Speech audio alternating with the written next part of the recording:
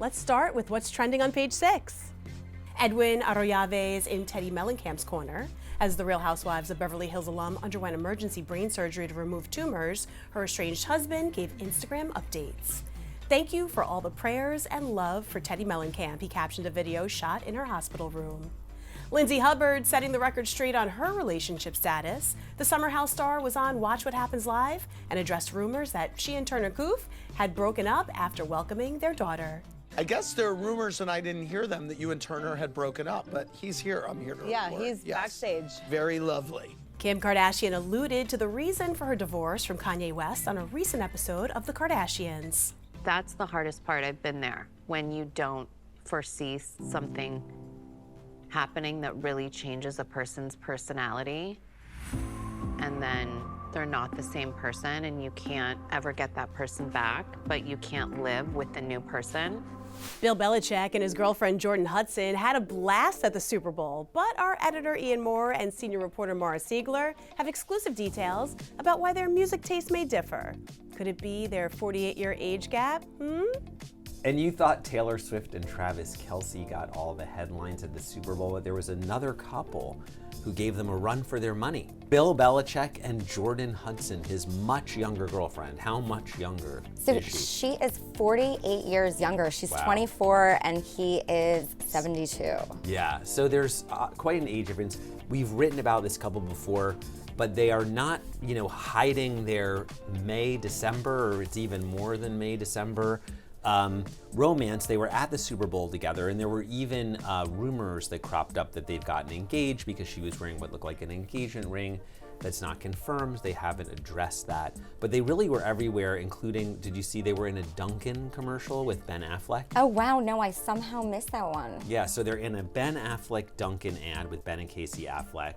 They were at all of these various Super Bowl events, and in fact, the age difference I think did come through, Mara, because there was one, Rayo's, the famous New York restaurant. Everybody knows East Rayo's. Harlem.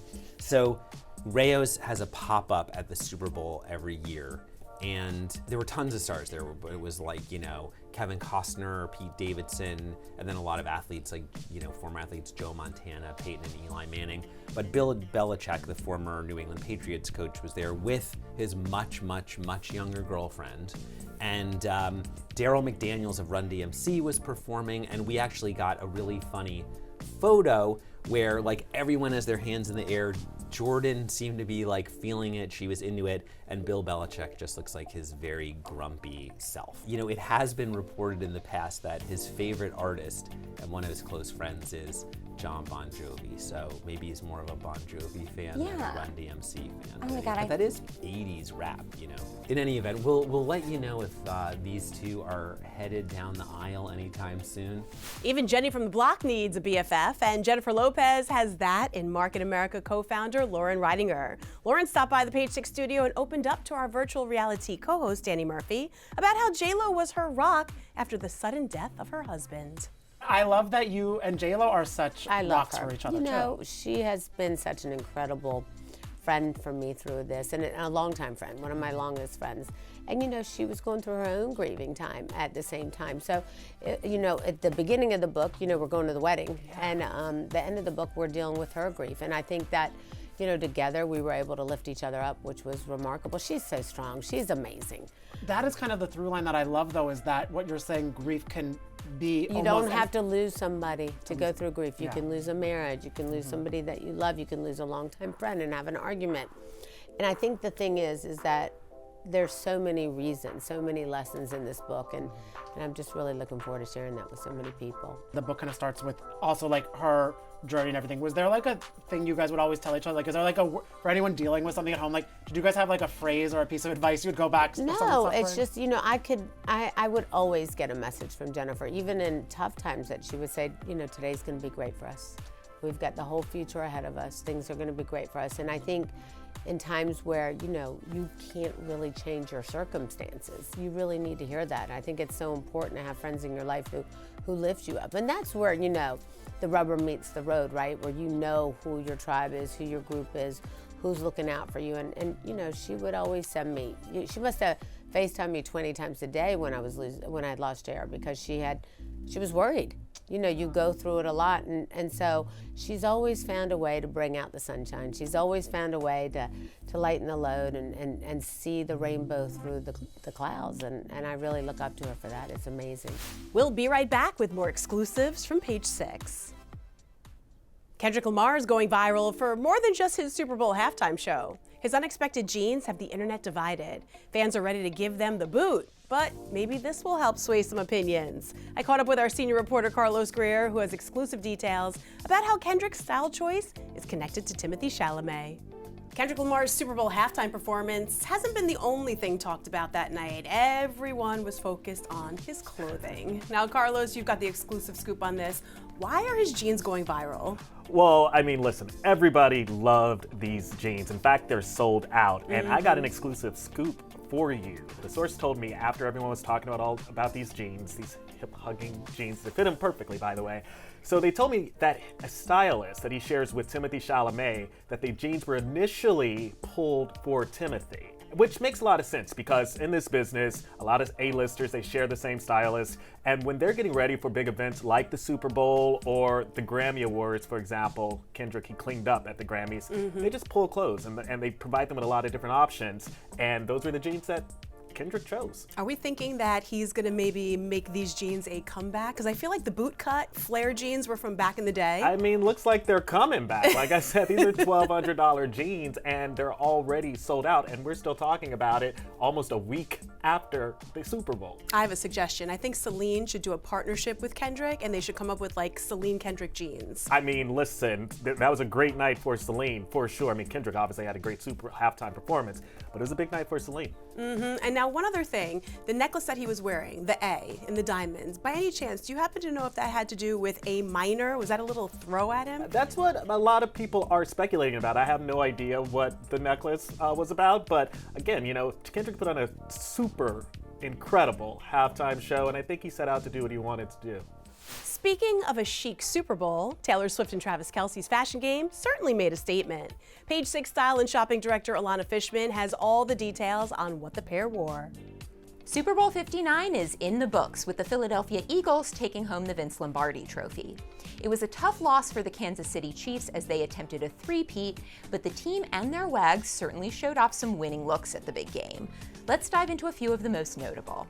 Taylor Swift arrived at New Orleans Caesars Superdome wearing a white double-breasted Saint Laurent blazer, ribbed Alaïa bodysuit, matching thigh-high Paris, Texas boots, and a pair of sparkling denim shorts by Monday. She repped boyfriend Travis Kelce and the Chiefs with her red accessories, including a Givenchy bag, the same retrouvé ring she wore to last year's Super Bowl, and the ruby T leg chain she co-designed with jeweler Lorraine Schwartz and debuted on the Grammys red carpet last weekend. Too much fanfare.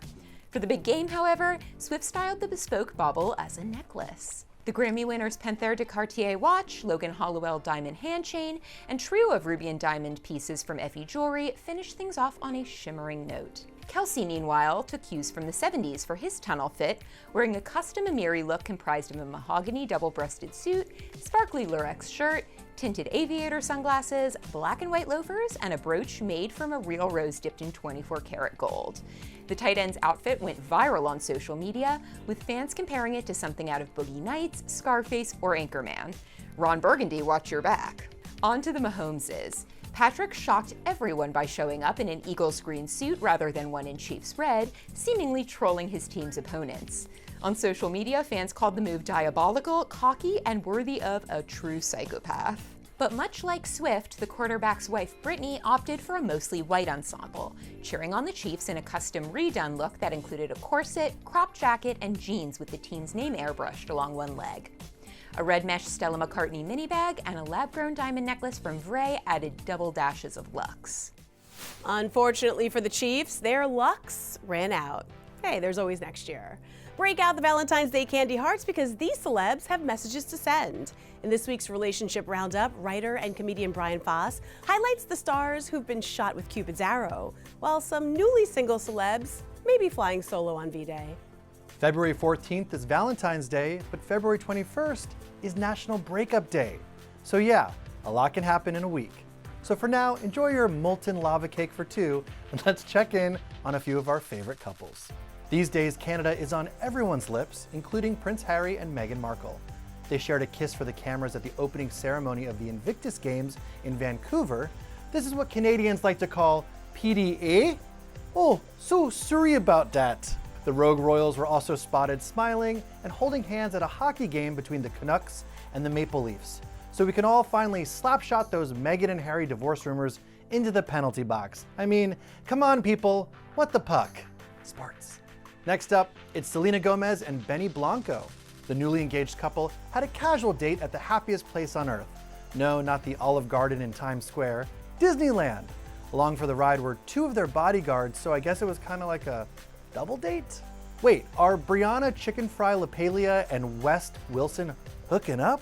The podcaster and Sports Illustrated swimsuit model gave Page 6 the exclusive on her rumored fling with Bravo's Summer House cutie.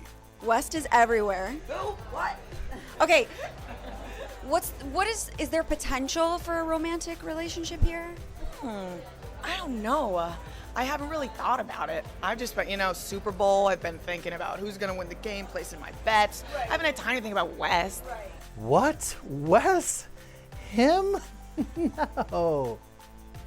And while the biggest story of the week was obviously the Super Bowl, go Birds, you might have missed some of the relationship drama that happened off the field. Southern Charm exes Craig Conover and Paige DeSorbo both attended the big game separately following their messy breakup. Hope they didn't run into each other in the pretzel line.